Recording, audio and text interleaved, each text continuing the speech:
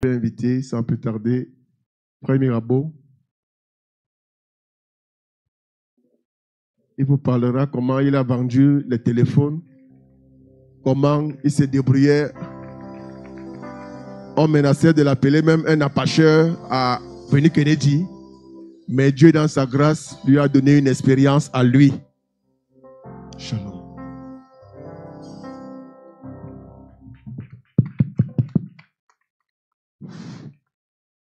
Dieu vous bénisse.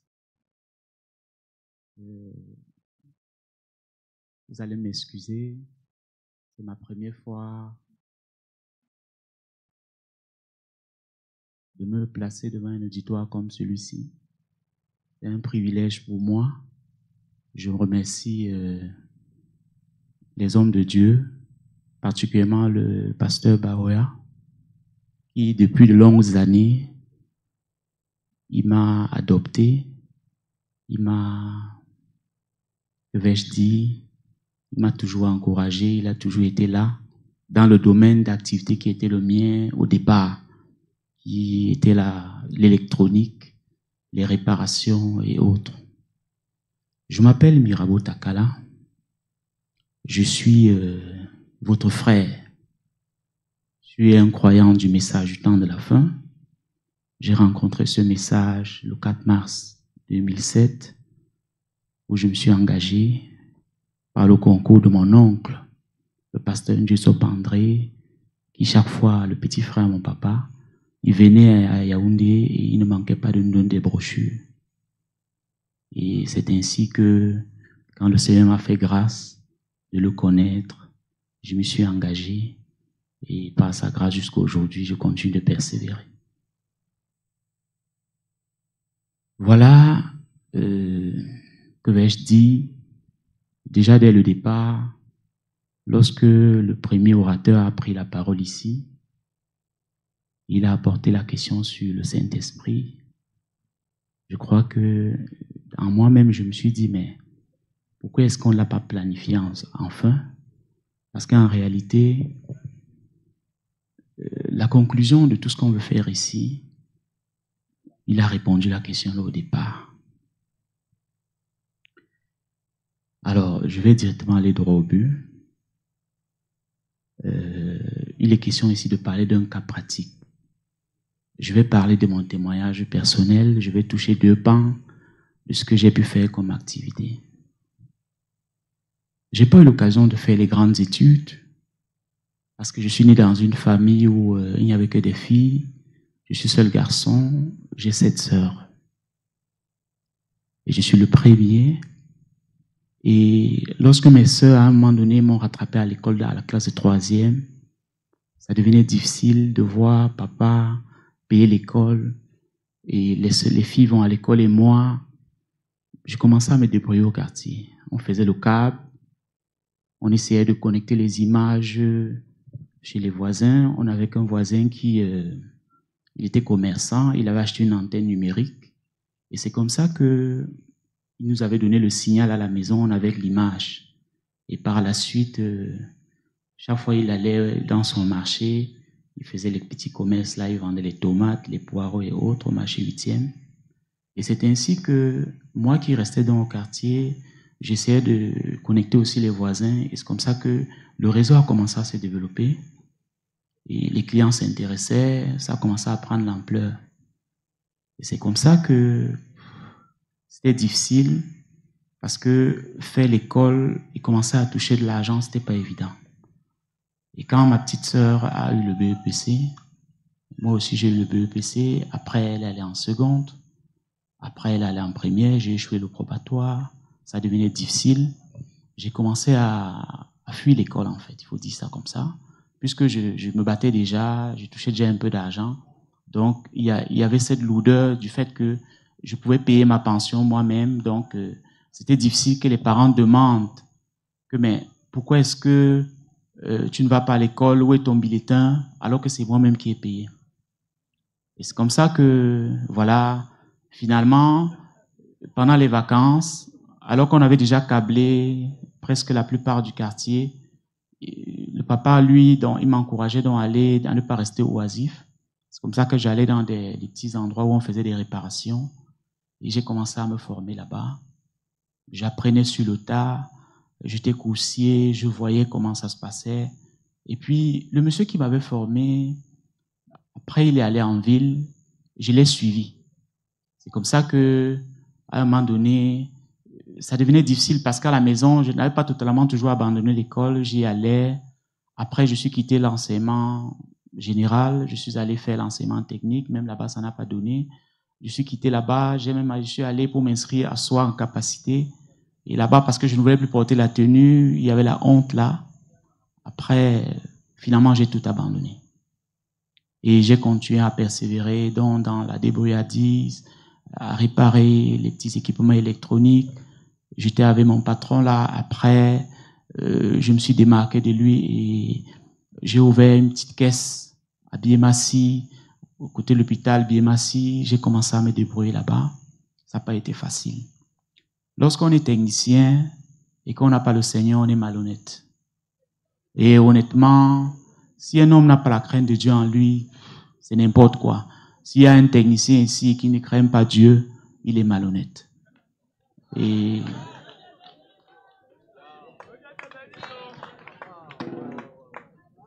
je cherchais l'argent, j'avais l'argent, mais qu'est-ce que je faisais avec? Je cherchais à m'habiller, je cherchais à draguer les femmes, je cherchais à mener la vie que tout jeune qui n'a pas rencontré le Seigneur mène. Et honnêtement, j'étais très malhonnête. Donc, à un moment donné, j'ai eu beaucoup de difficultés au point où j'étais redevable envers plusieurs personnes qui m'avaient remis leurs équipements pour travailler et je ne les avais pas réparés parce que les avances qu'ils m'avaient fait, j'étais allé m'amuser avec. On était allé on utilise généralement le jargon dans des charters. Et c'est comme ça que quand le client donc maintenant appelait pour avoir son appareil, on commençait à fuir au téléphone, on commençait à l'éviter. Et en même temps, on était aussi tellement sollicité parce que c'était un métier qui était nouveau. Très tôt, dans les années 1980-2000, comme ça, on a commencé à être technicien des smartphones. Donc, il n'y avait pas encore en tant que tel. Donc, on recherchait des gens qui faisaient ça. Et on avait quand même des petites notions. C'est comme ça que, en même temps, tu fuis les gens. En même temps, les gens te cherchent pour te donner pour te confier leurs appareils pour que tu interviennes parce qu'il n'y en avait pas beaucoup. Et c'est comme ça que ça n'a pas été facile. Je pouvais porter les chamacos. On m'appelle au téléphone, je souffle. Parce qu'effectivement, je maîtrisais toutes les voix qui existaient. Parce qu'en même temps, puisqu'on t'appelle, tu ne sais pas si c'est quelqu'un qui te doit, qui t'appelle, ou bien tout ça. Donc, tu étais prisonnier. Et c'est comme ça que, un jour, alors que je fuyais les gens, parce que les gens sortaient très tôt pour te chercher, tu disparaissais, on ne te voyait pas. Et un matin, à 5 heures, il y a des gens qui m'attendaient déjà dehors. C'est comme ça que c'était difficile. Je ne pouvais pas sortir. La nuit, tu as dormi. Le matin, tu n'as pas sommeil. Et puis, tu ne peux pas faire des bruits. On ne doit pas savoir que tu es dans la chambre. Et la petite chambre que j'avais chez nous, il y avait un petit trou là, donc je pouvais voir l'extérieur.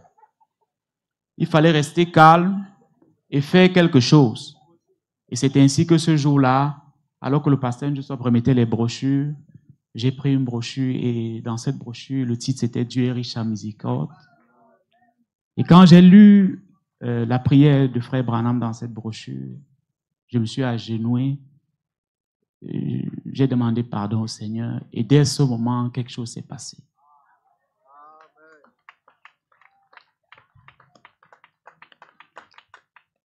Je l'ai appelé à Douala, je lui ai dit j'ai envie de me baptiser parce que j'y allais habituellement. Et quand j'y allais, j'avais apprécié la façon dont il communiait à Douala, la façon dont il persévérait. Et je m'étais dit en moi-même que voilà, il faut que je m'engage. Le jour où je vais vouloir m'engager, c'est lui qui va me baptiser. Et quand je l'ai appelé, il est d'abord resté tranquille. J'ai insisté, il est resté tranquille. J'ai insisté, je lui ai dit, ok, je vais venir là-bas, si tu ne peux pas venir. Et en ce moment, dans la famille, on disait non, les églises réveillent, c'est les sectes. Je suis seul garçon, je sors le matin, on ne sait pas si je vais rentrer. Maintenant, c'est les affaires d'église, c'était pas facile à la maison avec les parents. Je me souviens, la maman, en une fin d'année, dans sa Bible, c'était écrit « Seigneur, souviens-toi de mon fils perdu ». Ce n'est pas facile pour les parents. C'est ainsi que quand le pasteur Njusop est venu sur Yaoundé, nous sommes allés là où j'étais allé parce que je suivais une jeune fille qui avait des amis, on la voyait passer, et on dit non, c'est ton goût là-bas. Et c'est comme ça que voilà, j'avais pris attache avec elle, elle allait à l'église, j'y étais allé, et dans sa tête, elle était pentecôtiste, et elle disait que voilà, c'est mon mari que le Seigneur a envoyé. Et après, voilà, bon, quand j'ai commencé le 31 décembre d'une année là, alors que je l'ai invitée en boîte, elle m'a dit qu'elle ne va pas dans ces milieux, et je me suis retrouvé à l'église, et c'est comme ça que j'ai pris la décision de servir le Seigneur. Et quand j'ai appelé mon oncle, il est venu. On a visité ces endroits où nous sommes partis. Et après avoir visité, il m'a dit, mon fils, ce que je vais te dire, c'est que je connais un homme ici à Yaoundé avec qui j'ai marché. Je connais sa vie. Si tu vas là, tu écoutes la parole, tu mets en pratique, Dieu s'occupera du reste. Et c'est ainsi qu'il m'a amené à Ekounou, le 4 mars 2007. Je me suis engagé. Et ça fait 18 ans aujourd'hui. Je suis dans la foi et beaucoup de choses sont passées. Voilà. Alors, quand j'ai donc donné ma vie au Seigneur, j'ai commencé à être différent. Parce qu'effectivement, j'avais beaucoup de problèmes et les parents ont décidé de... J'ai répertorié, en fait, tous les contentieux que j'avais avec les gens et les parents ont prêté un peu d'argent dans une réunion. On a appelé un homme en tenue, on allait vers des gens avec qui j'étais redevable. C'est-à-dire qu'on te doit, je te dois, mais on vient vers toi avec la police. Tu te poses la question de quoi il est question, parce que comme je fuyais déjà tout le monde, donc on vient vers toi avec la police pour faire des réparations. Et c'est ainsi qu'on a essayé de réparer toutes les problématiques qui étaient assez critiques, et j'ai commencé à persévérer. Et dans les réparations, donc, j'ai commencé à être très sérieux. Les clients venaient avec les appareils, je réparais, et j'étais honnête avec eux. Et c'est comme ça que, un jour, je reçois déjà plusieurs personnes qui viennent, je ne sais pas d'où ils sortent, ils viennent pour des réparations, je répare, et ils repartent. J'étais à l'avenue Kédia en ce moment. Alors, un jour à l'église, on a la visite d'un prédicateur qui prêche un message dont le thème, c'est la reconnaissance. Et il montre combien tout ce qu'on fait à l'un des plus petits d'entre les siens, il y a une bénédiction derrière ça. Et il montre qu'on doit toujours être reconnaissant envers tout ce que le Seigneur fait pour nous. Ne serait-ce qu'un merci. Et c'est ainsi que je me rends compte que je reçois presque une année plusieurs personnes qui viennent avec des soucis et j'interviens, ils sont satisfaits. Mais je n'ai jamais cherché à savoir qui les envoie. Je suis resté tranquille. Et à travers cette prédication dont je décide d'être curieux avec un client avec qui on était à proximité, il lui dit, mais qui t'avait envoyé? Il me dit donc que il était allé à une MTN et le chef d'agence, en ce temps-là, il était à Bastos, il l'avait envoyé. Le lundi qui suivait donc, parce que l'écluse c'était dimanche, on avait la visite de ce prédicateur. Le lundi donc, j'ai prié et je me suis bien habillé. J'ai donc décidé d'aller dire merci, tel que la parole avait demandé, d'être reconnaissant envers tout ce que le Seigneur fait pour nous.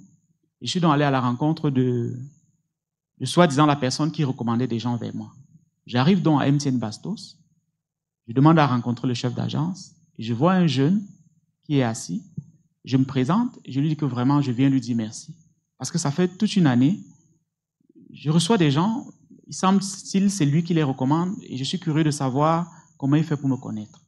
C'est où il me dit, effectivement, le monsieur chez qui je m'étais formé, c'était lui qui assurait les services techniques MTN Cameroun. Et il a eu beaucoup d'argent, il devenait indisponible.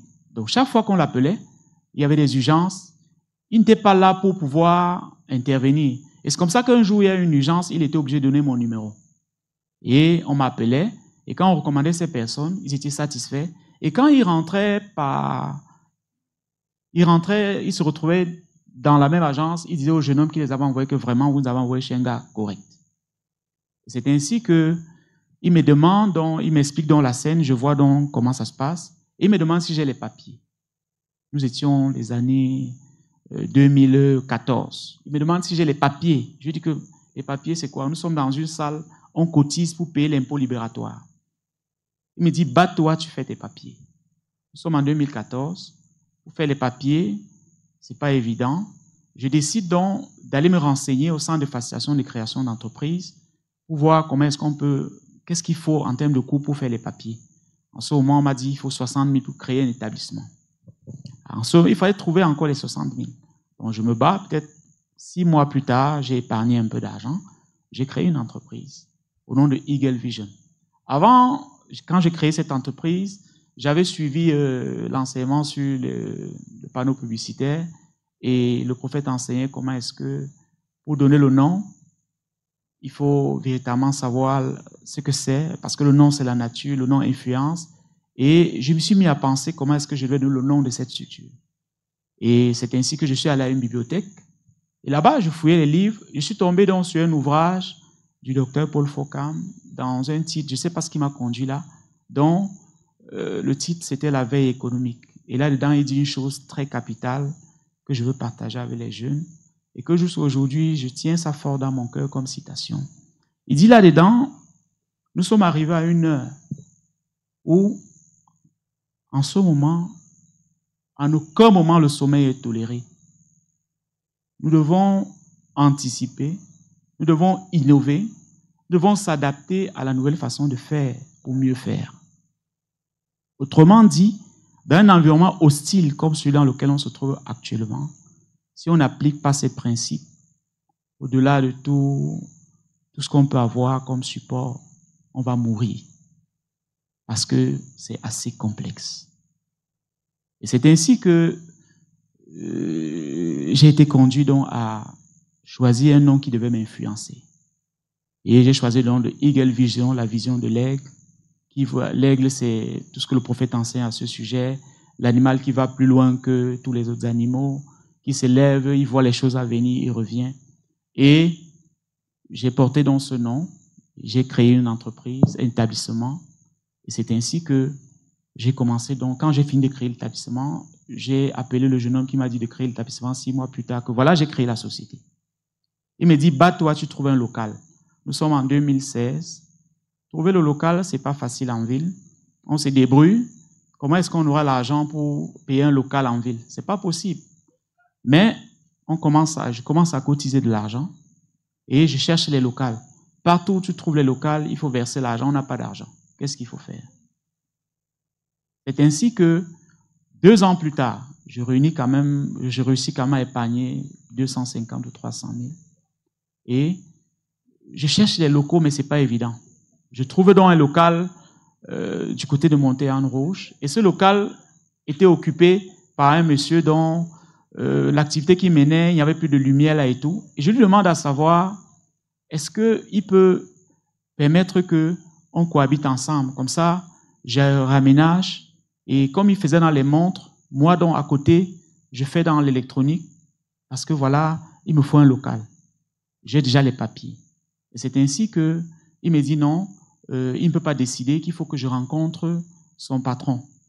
Je prends rendez-vous avec son patron, je le rencontre et je lui dis, ok, voilà, j'ai remarqué que ton activité n'est plus stagnante, il n'y a même plus de lumière et tout. Est-ce que tu penses qu'on peut se mettre ensemble? J'ai un petit capital, je vais raménager pour que ça te permette, on relance l'activité et là tu fais ton truc de côté. Il m'a dit que non, il ne peut pas. Le jeune homme qui était là, qui travaillait pour lui, m'a dit non, allons voir le bailleur. Nous sommes allés voir le bailleur. Le bailleur nous a renvoyés vers lui. Nous sommes allés le voir à nouveau. Il a dit que non, ce n'était pas possible. Nous sommes rentrés voir le bailleur pour le rendre compte. Le bailleur a dit, allez lui dire que j'ai demandé qu'il libère. Et quand nous sommes allés le rencontrer, et nous lui avons dit ça, il a demandé que vraiment, est-ce qu'on peut l'aider à enlever ces choses? C'était comme miraculeux. Dans cet argent que j'avais, on a payé un véhicule, on a porté ces choses, on a libéré. Et je suis allé dire au bailleur que le monsieur a libéré. Il m'a dit, qu'est-ce que tu veux faire? Je lui ai expliqué que voilà, je lui ai raconté l'histoire. Il m'a dit, va aménager. Quand tu auras terminé d'aménager, tu seras bien installé, tu reviens me voir. Et ce geste a été un levier pour moi qui a permis que véritablement, au jour d'aujourd'hui, je sois ce que je suis. Parce que réellement, le fait de me permettre d'aller aménager, de m'installer, avec le peu qu'il y avait, déjà que s'il prédait cette avance, je ne sais pas comment j'aurais pu faire. J'informe donc le jeune homme qui m'a dit cherche le local, qui est le chef d'agence à MTN. Il me dit, je lui dis j'ai trouvé un local. Il dit bats-toi, tu aménages. On va aménager comment? Il faut l'argent. Bon, le message ayant apporté beaucoup de notions, il faut être propre, il faut être correct et tout. C'était vraiment simple, il n'y avait rien d'extra. C'est comme ça que un jour il m'appelle et me dit ok voilà, le patron chez qui tu t'étais formé, son contrat arrivait à terme. Comme tu as les papiers, tu as un local, dépose tes papiers parce qu'on va lancer un appel d'offres pour sélectionner un nouveau prestataire qui va s'occuper des services après-vente. Donc, du moment où les clients que je t'envoie souvent sont satisfaits, pourquoi ne pas oser? J'ai constitué les dossiers, j'ai déposé les papiers.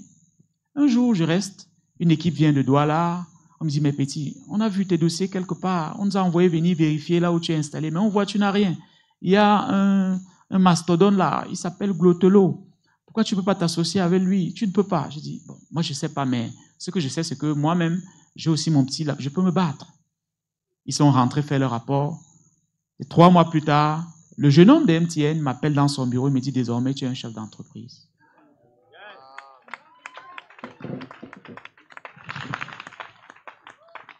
Alors, chef d'entreprise, c'est quoi? Moi, je me débrouille, je répare les téléphones, je n'ai aucune notion, je n'ai aucun niveau intellectuel. Il me dit chef d'entreprise. Moi, j'entends ça comme le film. Néanmoins, il me dit fais les cartes de visite. En ce temps, il y avait cette agence MTN dans la ville. Je fais 100 cartes de visite et il partage dans les 7 agences. En une semaine, les 100 personnes viennent. Je n'ai plus de vie. Je sors à 5 heures, je rentre à 2 heures. Je n'arrive plus à manger. Je suis mort du travail. Je reste un jour, je me bats comme je peux, mais ça devient compliqué. Vous voyez les agences MTN, parfois il y a le rang, les gens attendent et tout, c'était comme ça. Je fais 300 cas de visite, en un mois, les 300 personnes sont venues. Je me demande, je fais comment? Un jour, j'ai décidé de fermer. Je suis allé au voir. Je lui ai dit que mon frère, moi je me débrouillais à Kennedy. Voici, tu m'as dit fais ceci, j'ai fait. Tu m'as dit fais ceci, j'ai fait. Maintenant là, je n'arrive plus à manger. Je n'arrive plus à dormir. Je fais comment? Il s'est même dit qu'il y avait un problème. Il me dit ok, il a compris. Il va m'aider à mettre en place les procédures administratives et comptables dans une structure. Et également, il va me former sur des thèmes qui vont m'aider à mieux organiser mon activité. C'est ainsi qu'il avait décidé d'organiser un petit séminaire. Et j'y étais, j'avais convié quelques personnes. Et la première formation qu'il avait faite, c'était le service client. Et au sortir de cette formation, je l'ai approché et je lui ai posé la question, est-ce que, avec tout ce qu'il m'a dit là, pourquoi il est au niveau où il est là? Parce qu'en fait, moi, je m'étais rendu compte qu'en plus de la partie naturelle qu'il m'avait présentée, j'avais une autre partie qui était la partie spirituelle. Et dès ce moment, je marchais avec 2 phares. Et je vous assure, tout a décollé là. Je n'étais plus le même. Déjà, le service client qu'il avait présenté, je m'étais un peu projeté l'histoire de Joseph, de comment est-ce qu'il avait quelque chose en lui et quand il s'était retrouvé en prison, il avait partagé ça simplement et cette prison-là l'a amené là où ça l'avait amené. Et c'est comme ça qu'il m'a dit qu'un jour on sera assis aux États-Unis, on va déjeuner. Bon, moi tout ça je voyais comme le film. C'est comme ça que il m'a formé également sur le service client, satisfaction client, expérience client. Il a mis en place les procédures comptables et administratives dans une société. Il m'a dit de recruter. C'est comme ça que j'ai recruté 2 personnes. Et dès ce moment, tout a basculé. On a commencé à être très organisé. Les clients venaient, on faisait des factures, on était procédurial. Le service client, c'était parfait. On était simple. C'était merveilleux. Et on a commencé à se développer ainsi. Jusqu'à ce qu'un jour, j'ai un frère, je ne le connais même pas. Il était à l'église du Golfe. Il était concierge, toujours au Golfe. Il m'appelle et me dit qu'il y a une dame ici qui vient d'aménager dans une maison. Et elle cherche un technicien. J'avais pas de problème. Je prends mon taxi, je vais au golf. Je reçois la dame. C'était une dame expatriée qui venait au Cameroun pour des activités. Elle arrive. Elle me dit, voilà, elle a son ordinateur qui a un problème. Est-ce que je peux l'aider? Je regarde l'ordinateur. Je dis, OK, je vais aller vérifier au bureau. Je prends l'ordinateur. J'arrive. Je fais les procédures telles qu'on m'a enseigné. Je fais la facture pour montrer que je suis structuré, je suis organisé, et un papier en tête avec tout ce qui va avec.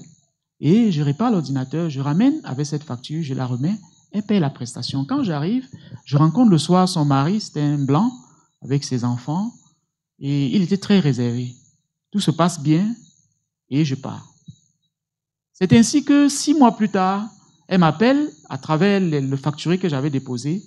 Elle cherche à se rapprocher de la boutique, elle vient, elle me rencontre, et elle me dit, voilà, elle est en train de rentrer au Cameroun, et elle voulait me remettre un petit cadeau, parce que sa machine avait un problème de chauffage. Et lorsqu'on avait résolu, avant ça, elle avait payé un refroidisseur dont elle avait mis sur sa machine en bas pour travailler. Donc, elle avait voulu m'offrir ça. Et c'est comme ça qu'elle m'avait dit au revoir, elle est partie. 1 an plus tard, un matin très tôt à 6 heures, mon téléphone sonne. C'est quelqu'un qui m'appelle en toute urgence. Il me dit, voilà, excuse-moi, je suis le mari de tel, on a une urgence, est-ce que tu peux me trouver à l'hôtel La Falaise? Je vivais à Biémassi. Je quitte Biémassi très vite, je vais à l'hôtel La Falaise. J'arrive, il me dit, voilà, j'ai mon patron, on a rendez-vous très important à 11 heures, sa machine ne s'allume plus. Qu'est-ce que tu peux faire? Je prends la machine, je regarde, je descends en ce moment à Montéane-Rouge, je fais les mêmes procédures, c'était le chargeur qui était endommagé, on remplace le chargeur, je viens livrer avec la facture.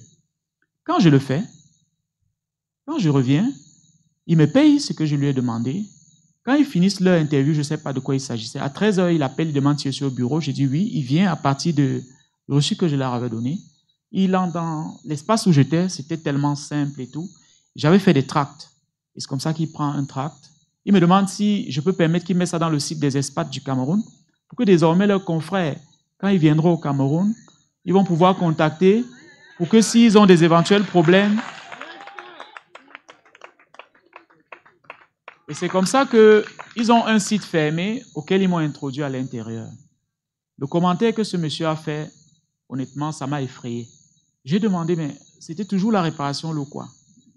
Bon, de temps en temps, donc, c'est un site fermé, c'est des expatriés, ils ont des bonnes procédures, ils ont des bonnes pratiques, donc normalement, c'est un autre stade de la gestion des activités et des prestations et autres.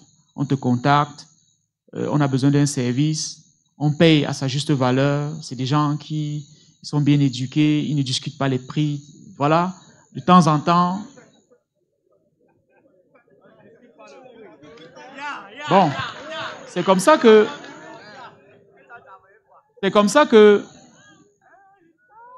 un jour, un an plus tard, mon téléphone sonne. C'est le monsieur qui m'appelle, il me dit, est-ce que tu es au bureau? Je dis, je suis au bureau, je peux venir vers vous? Il dit, non, j'arrive. Il arrive, il me demande si je peux faire dans les prestations de service. Je sais que les prestations même, c'est quoi?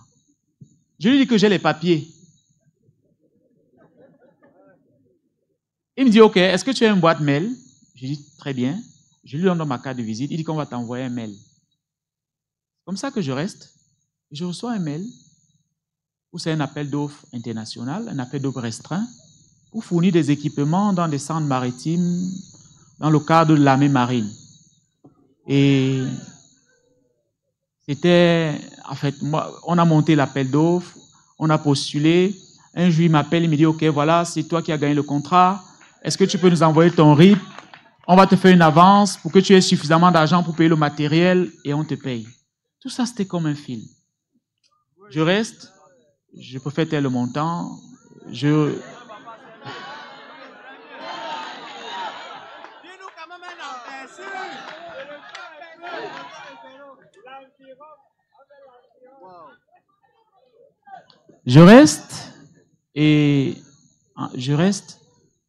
me battais même, je refusais parfois comment je peux faire pour avoir même 1 million dans une banque, il faut les garanties, il faut ceci, je n'avais rien.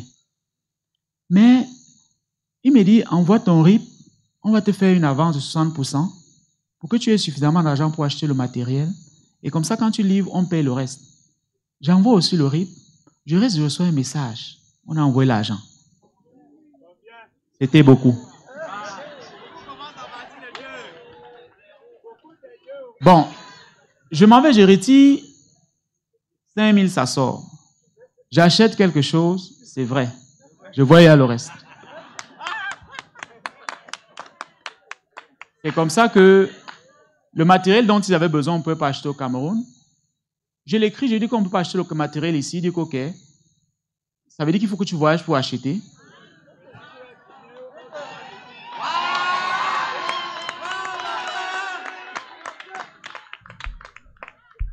Et c'est comme ça que je me retrouve en train de faire les papiers et je voyage pour aller acheter le matériel à l'extérieur que je ramène et je livre et tout se passe bien. Les 1 semaine qui suivent, on paye le reliquat. Et c'est comme ça que, ayant livré le matériel dans les différents centres de Douala et de Yaoundé, toujours très procédural, toujours très professionnel, on a de très bonnes expériences partout où on passe. Et c'est comme ça que ça ouvre d'autres portes. Je me rends donc compte que je suis assez limité et que je rencontre des personnes qui, on ne parle pas vraiment le même langage. Parce que j'estime que je n'ai pas fait suffisamment d'école. Et je décide donc de me mettre au travail. Je commence à acheter des livres pour faire l'autodidacte. Je commence à me former. Je commence à beaucoup lire. Et aussi ce message dont j'ai rencontré a été la clé. C'est pourquoi, quand le pasteur Zute a prêché sur comment recevoir le Saint-Esprit, dans cette parole, je crois que c'est Moïse qui, lorsqu'il devient vieux et il donne un conseil à Josué, il dit que ce livre de la loi ne s'éloigne point de ta bouche. Médite-le jour et nuit, applique ce qui est écrit, alors tu réussiras. Dans tout ce que tu entreprendras et dans tous tes projets. Alors, je vous assure que s'il y a un jeune qui est sérieux avec ce message, il ne pourra pas être oisif.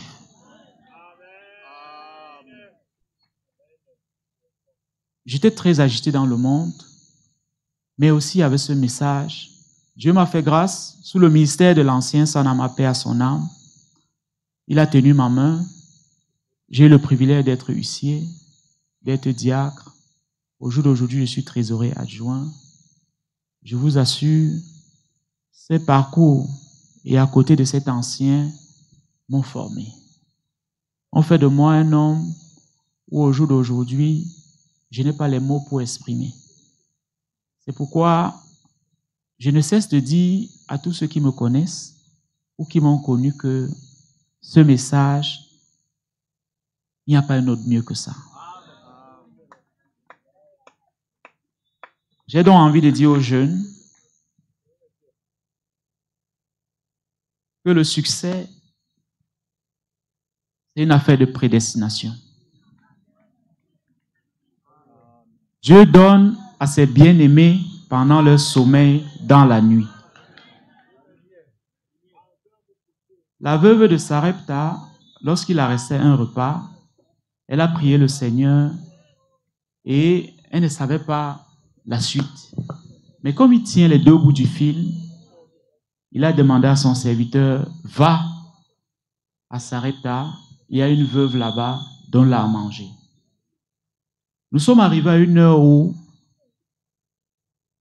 le prédécesseur a apporté tout ce qu'il faut.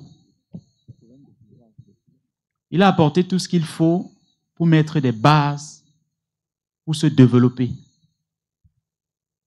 Et il était question que je vienne pour un cas pratique. Quand je suis arrivé ici, au travers des diverses lectures que j'ai eu à faire et le message, pour entreprendre, il faut être créatif. Pour entreprendre, il faut être éveillé. Quand je suis arrivé ici, je me suis comporté comme un entrepreneur. Le rôle d'un entrepreneur, c'est de pouvoir identifier un besoin, comme cela a été dit ici, et d'apporter la solution innovante. Et moi, je ne me comprends pas personnellement. Parce que parfois, je me demande ce qui se passe. Quand je suis arrivé ici, j'ai commencé à regarder à proximité. Et la question qui m'a taraudé l'esprit, c'est de chercher à savoir qu'est-ce qu'on a entrepris ou ceux qui ont essayé d'entreprendre, qu'est-ce qu'ils ont fait. Et la première particularité que j'ai regardée, c'était les produits qui sont là. Si un frère peut m'amener une bouteille.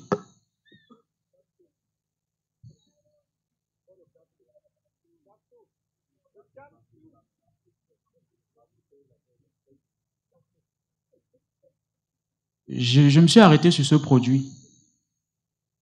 Je l'ai observé et j'ai compris que cette dame ou cette personne a essayé d'entreprendre. Mais en entreprenant, il y a beaucoup de difficultés et il est difficile que ça puisse aller loin dans ces conditions. Je me suis donc mis à voir comment est-ce que je pouvais faire pour l'aider.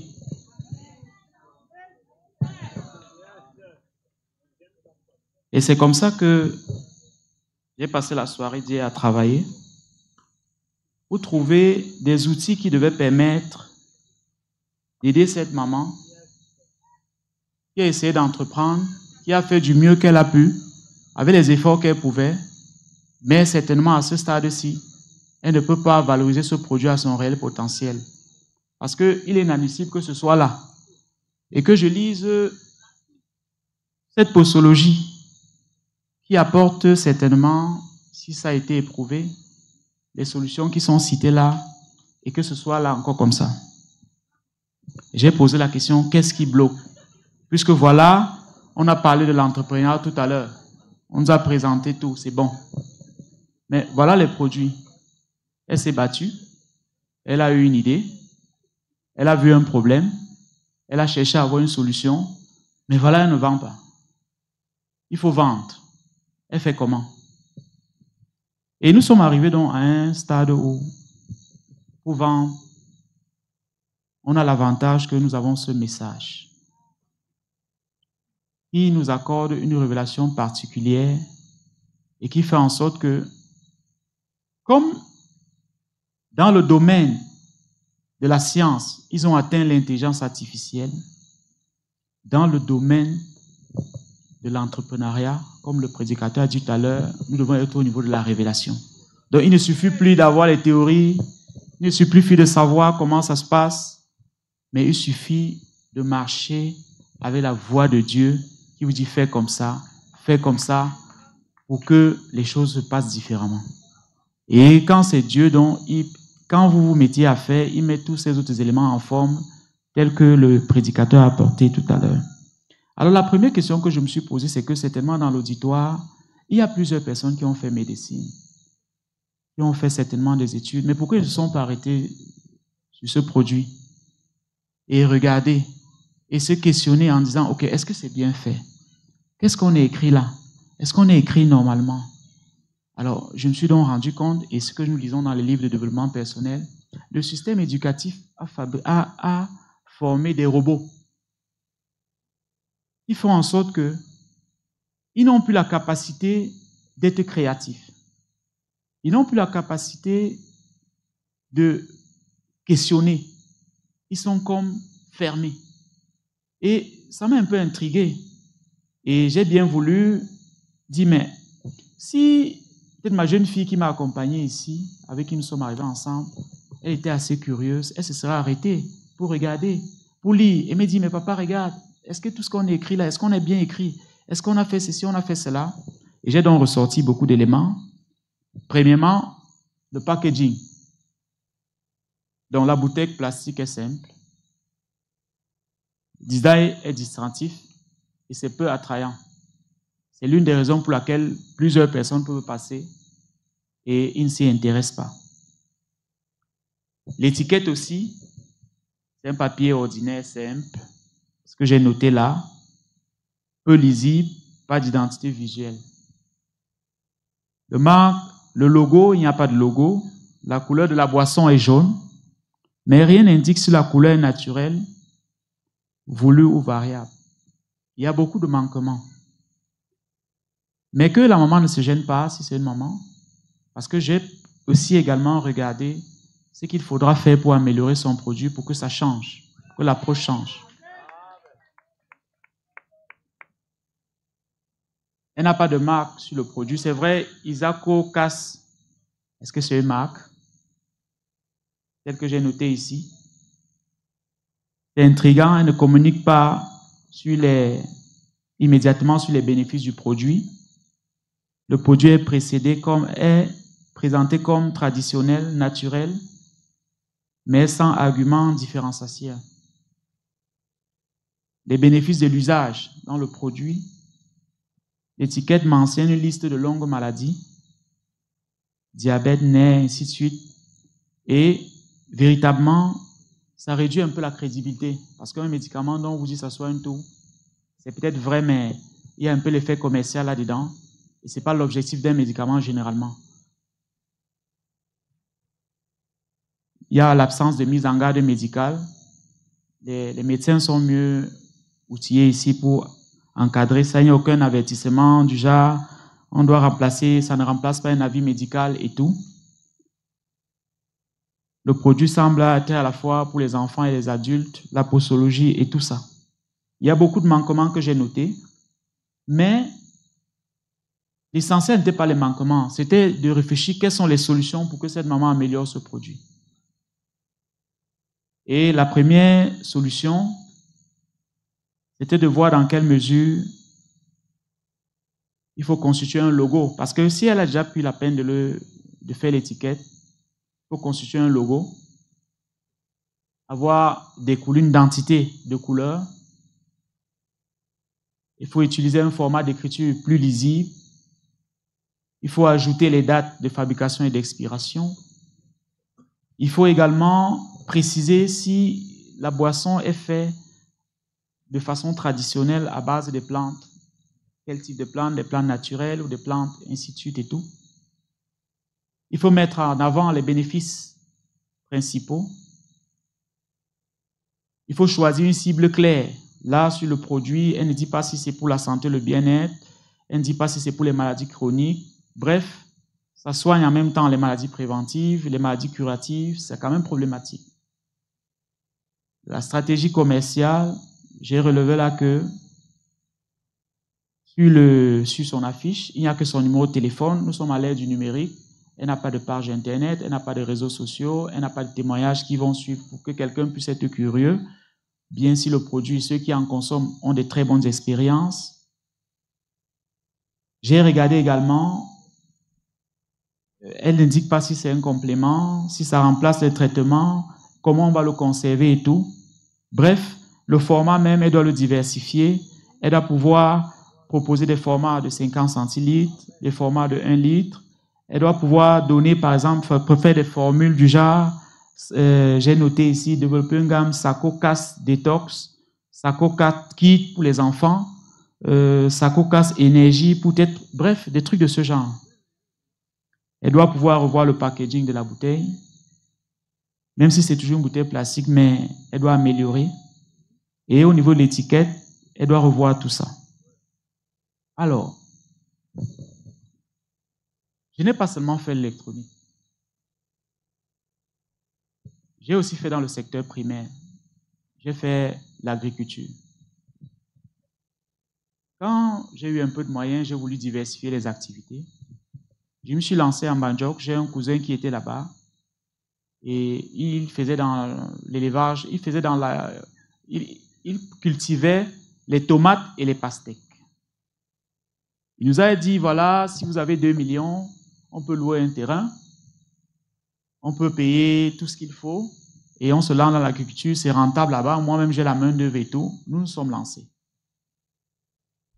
On est allé, on a loué le site, on a payé le terrain, on a payé tout ce qu'il avait demandé. Sauf que quand on a fini par produire, on a rencontré des difficultés. Il fallait vendre.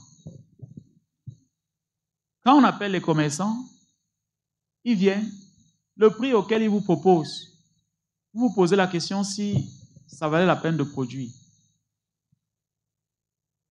Vous avez pris toutes les dispositions pour produire. Vous avez payé les intrants. Vous avez payé les mains-d'œuvre. Vous avez le produit. Il faut vendre. Vous amenez le client, il paye en dessous du prix même qui vous permet de rentrer dans vos frais. Vous décidez d'entrer dans le marché du détail vous-même. Et quand même vous évaluez toutes les charges, il y a les problèmes de transport, c'est complexe. À un moment donné, quand vous envoyez même l'argent pour les matières premières, il ne les paye pas. Il prend l'argent, il ne met pas tous les produits pour pouvoir faire grandir les... Vous dépensez l'argent. À la fin, comme c'est les tomates, ça ne produit pas une fois, on retire les cajots et tout. Au fur et à mesure, quand ça produit là, il vient au champ, il retire un cajot, il part vendre au marché. À la fin, vous perdez. On dit qu'il faut entreprendre, on essaie d'entreprendre, on rencontre de telles difficultés. Vous avez même un peu de moyens, vous investissez, ça ne donne pas. Néanmoins, c'est possible de réussir. L'organisation, c'est la clé du succès. Comme j'ai noté au départ dans mes propos, si quelqu'un ici est sérieux avec ce message, il ne restera pas oisif. Tout ce qu'il essaiera d'entreprendre, le surnaturel entrera en scène et lui permettra d'atteindre l'objectif escompté selon le talent qu'il a. Au jour d'aujourd'hui,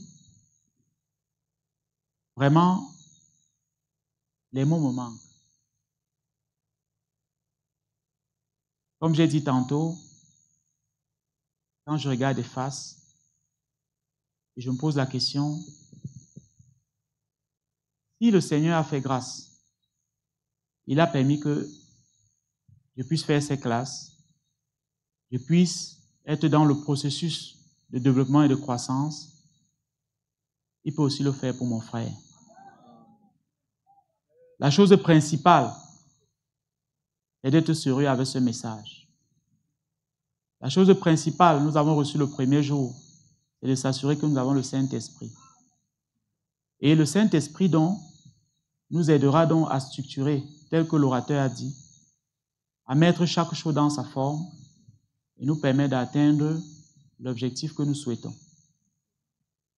Voilà, en quelques mots, une partie de mon témoignage que je partage avec vous. Merci.